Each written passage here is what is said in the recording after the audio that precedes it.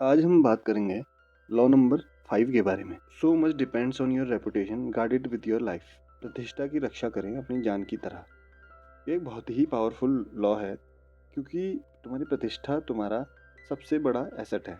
तुम्हारे पास कितनी भी दौलत हो, कितना भी ज्ञान हो, कितना भी टैलेंट हो, अगर तुम्हारी प्रतिष्ठा खराब है तो सब कुछ वर्थलेस हो जाता है। रॉबर्ट ग्रीनी कहते हैं, reputation is the corner stone of power. प्रतिष्ठा शक्ति का आधार है। और मैं तुम्हें प्रूव करूंगा कि ग्रीनी सही है। आज की कहानी बहुत ड्रामेटिक है। लॉ नंबर 5 क्या कहता है? लॉ नंबर 5 का मतलब है, रेपुटेशन तुम्हारा सबसे बड़ा एसेट है। तुम्हारी दौलत जा सकती है, आ सकती है, खो सकती है, लेकिन तुम्हारी प्रतिष्ठा वो तुम्हारे साथ हमेशा रहती है, हर जगह, हर सिचुएशन में। ग्रीनी कहते हैं, do not leave your reputation to change your gossip. अपनी प्रतिष्ठा को चांस पे मत छोड़ो। यह तुम्हारे जीवन की कलाकृति है। इसे एक आर्टिस्ट की तरह केयरफुली बनाना चाहिए। इसका एक अन्य मतलब यह भी है कि रेपुटेशन तुमसे पहले जाता है। अगर तुम किसी नई जगह जाते हो तो लोगों को पहले से तुम्हारे बारे में पता होता है, तुम्हारी रेपुटेशन से, तुम्हारी इमेज से। लोग यह नहीं सोचते कि तुम वास्तव में कौन हो, लोग यह सोचते हैं कि तुम्हारी रेपुटेशन के अनुसार तुम कौन हो। इंपॉर्टेंट पॉइंट है कि रेपुटेशन को बिल्ड करने में ईयर्स लगते हैं, लेकिन खत्म होने में मिनट्स भी लग सकते हैं। एक गलत मूव, एक गलत स्टेटमेंट, एक गलत एक्शन और तुम्हारी सालों की मेहनत भी खत्म हो सकती है। रेपुटेशन से ही तुम अपने एनिमीज को हरा सकते हो। ग्रीनी एक बहुत ही इंटरेस्टिंग कॉन्सेप्ट देते हैं। उसमें वो कहते हैं कि अपने एनिमीज को, उनकी रेपुटेशन को डैमेज करके आप हरा सकते हो। यह बहुत पावरफुल है, क्योंकि एक बार रेपुटेशन खराब हो गई तो आपका एनिमी बर्बाद हो जाता है। स्ट्रॉन्ग रेपुटेशन से तुम इंटिमिडेट भी कर सकते हो या डरा भी सकते हो। अगर तुम्हारी रेपुटेशन बहुत ज़्यादा स्ट्रॉन्ग है तो लोग तुमसे डरते हैं, वो रिस्पेक्ट करते हैं बिना किसी बैटल के, और तुम अपने आप जीत जाते हो। Thomas Edison and Nikola Tesla के बारे में बताया गया है, जो दोनों बहुत बड़े महान वैज्ञानिक थे, और उन दोनों के बीच एक राइवलरी हमेशा रहती थी। 19वीं शताब्दी में दो बहुत बड़े इन्वेंटर, थॉमस एडिसन जो कि बहुत फेमस, पावरफुल और रिच थे, निकोला टेस्ला जीनियस लेकिन ज़्यादा रिकॉग्नाइज्ड नहीं थे। एडिसन को अपनी करंट टेक्नोलॉजी या डीसी करंट को प्रमोट करना था, जबकि टेस्ला उनके कंपटीशन में अल्टरनेटिंग करंट या एसी का इन्वेंशन किया हुआ था। एडिसन की स्ट्रेटेजी थी रेपुटेशन अटैक। एडिसन को पता था कि टेस्ला को टेक्नोलॉजी में हराया नहीं जा सकता, तो उसने क्या किया, उसने उसकी रेपुटेशन को अटैक किया। एडिसन ने बहुत ही ग्रूसम एक्सपेरिमेंट्स किए। उसने सार्वजनिक रूप से एक हाउस होल्ड एनिमल को एसी करंट से करंट लगा के इलेक्ट्रोक्यूट कर दिया। यह शो करने के लिए एसी करंट बहुत ज़्यादा डेंजरस है, डीसी करंट सेफ है। और एडिसन ने यहाँ तक किया कि उसने न्यूयॉर्क के स्टेट प्रिजन में एक कैदी को एसी करंट से इलेक्ट्रोक्यूट करवाया सार्वजनिक रूप से। जो एक एक्सक्यूशन था, और एडिसन ने इसे टेस्ला के एसी करंट को बैड दिखाने के लिए यूज़ किया। उससे क्या हुआ, उसकी रेपुटेशन बैकफायर हो गई। लेकिन ग्रीनी का लॉ नंबर 5 बहुत ज़्यादा इंपॉर्टेंट है। उसमें जब तुम अपने एनिमी की रेपुटेशन को डैमेज करने की कोशिश करते हो, और तुम यह करते हुए अनएथिकल हो जाते हो, तो तुम्हारी अपनी रेपुटेशन भी डैमेज हो जाती है। एडिसन के एक्शंस इतने ब्रूटल और अनएथिकल थे कि लोगों को एडिसन ही ज़्यादा बुरा लगा, लेकिन टेस्ला नहीं। एडिसन को अपनी क्रेडिबिलिटी खोनी पड़ी, और उसकी अपनी रेपुटेशन पे भी इसका बहुत भारी नुकसान हुआ। टेस्ला को फ़ायदा हुआ, लेकिन बहुत बाद में। इतिहास में टेस्ला को इवेंचुअली सही रिकॉग्नाइज किया गया, और आज टेस्ला को ज़्यादा रिस्पेक्ट दी जाती है एडिसन से। तो ग्रीनी लिखते हैं कि जब तुम अपने एनिमी की रेपुटेशन को डैमेज करने की कोशिश करते हो, तो ये काम बहुत ज़्यादा ध्यान से करना चाहिए और बहुत चालाकी से करना चाहिए। अगर तुम बहुत ज़्यादा एग्रेसिव हो जाते हो तो लोग तुम्हारे इंटेंशंस को देख लेते हैं, या तुम्हारे इंटेंशंस देख जाते हैं, और फिर तुम अपनी ही रेपुटेशन को ख़राब कर देते हो। यहाँ पर बुक में कार्डिनल रेचेलो का भी, जिसको मास्टर ऑफ रेपुटेशन कहा जाता था, उसका भी एग्जाम्पल दिया गया है, जिसमें 17वीं शताब्दी फ्रांस में एक पावरफुल कार्डिनल था, और किंग लुइस द 13 का एक चीफ मिनिस्टर भी था।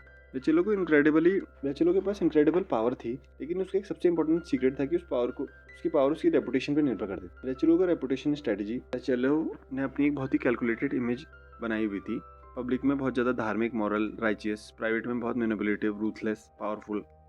और उसकी स्ट्रेटजी थी, रेचेलो पब्लिकली अपने आप को बहुत ज़्यादा जनरस दिखाता था, दान देता था, चर्चेस को सपोर्ट करता था, गरीबों को हेल्प करता था, और लोगों को लगता था कि रेचेलो बहुत अच्छा आदमी है और वो पावर हंग्री नहीं है। लेकिन बिहाइंड द सीन रेचेलो बहुत ज़्यादा रूथलेस था, स्ट्रेटेजिक था, और मैनिपुलेटिव भी था।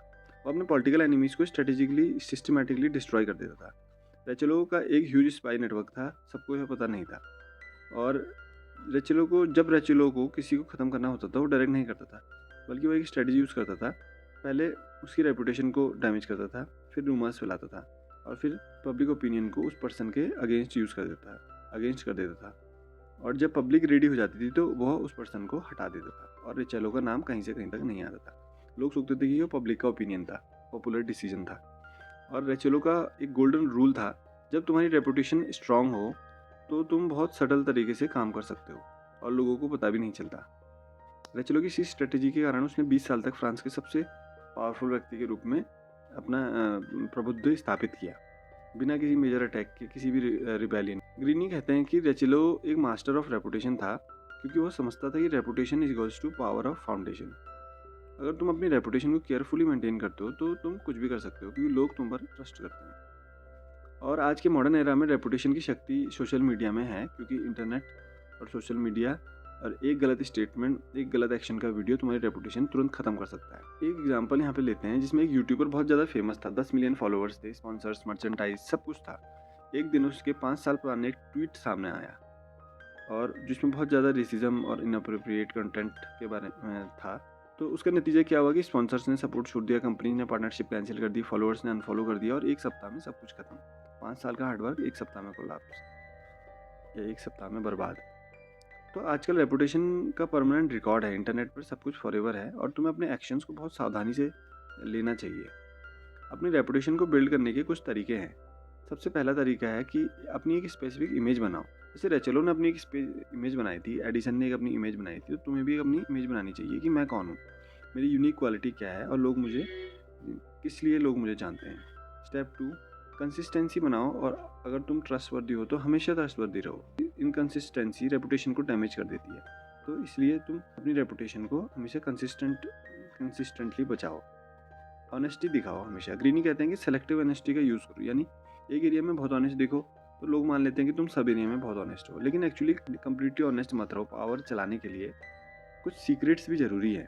मिस्टेक्स को मैनेज करो। अगर तुमसे मिस्टेक हो गई है तो इमीडिएटली एड्रेस करो। डिलेज करने से रेपुटेशन और ज़्यादा डैमेज हो जाता है। अपने एनिमीज़ की रेपुटेशन को अटैक करो बहुत केयरफुली। अगर तुम्हारी कोई रेपुटेशन को डैमेज करने की कोशिश करे तो उसकी रेपुटेशन को डैमेज करो, लेकिन बहुत ऑब्वियस मत हो। रेचेलो की तरह स्ट्रैटेजिक हो जाओ, हमेशा अलर्ट में रहो। ग्रीनी कहते हैं कि जब भी तुम्हारी कोई इमेज, जो भी तुम्हारा इमेज बर्बाद कर सकता है, उसे रोको। यहाँ पे कुछ गलतियाँ भी हो सकती हैं, जैसे कि अपनी रेपुटेशन को बहुत लाइटली लेना है कि मेरी रेपुटेशन से कोई फ़र्क नहीं पड़ता, जबकि रेपुटेशन से ही सबसे ज़्यादा फ़र्क पड़ता है। एक गलत एक्शन कर देना सोच के कोई नहीं जानेगा। इंटरनेट की एज में सब जानते हैं, और बहुत ऑब्वियस अटैक करना अपने एनिमीज़ की रेपुटेशन के अटैक। अगर लोगों को पता चल जाए कि तुम अटैक कर रहे हो तो तुम्हारी रेपुटेशन ही खत्म हो जाएगी। और रेपुटेशन को रिपेयर करने में बहुत लेट करना। अगर डैमेज हो गया तो तुरंत एक्शन लो, डिले मत करो। फसाड को बनाए रखने में फेल होना। अगर तुम अपनी एक इमेज बनाते हो तो उसे कंसिस्टेंट रखना बहुत ज़रूरी है। आज की वीडियो में हमने जाना कि रेपुटेशन ही शक्ति का आधार है। रेपुटेशन बिल्ड करने में बहुत सालों लग जाते हैं, पर डिस्ट्रॉय करने में मिनट्स लगते हैं। और रेपुटेशन की बुनियाद कंसिस्टेंसी है, या फिर सतत प्रयास, लगातार प्रयास है। और अपने एनिमीज़ को हराने का तरीका है कि चुपचाप अपने एनिमीज़ की रेपुटेशन को बर्बाद कर दो। इंटरनेट पे सब चीज़ें परमानेंट हैं, तो बहुत ध्यान से कोई भी चीज़ को पोस्ट या कमेंट करो। और स्ट्रेटेजिक ऑनेस्टी का यूज़ करो और कम्प्लीटली ऑनेस्ट मत हो। और अपनी एक स्पेसिफिक इमेज बनाओ और हमेशा उसी पे कंसिस्टेंट रहो।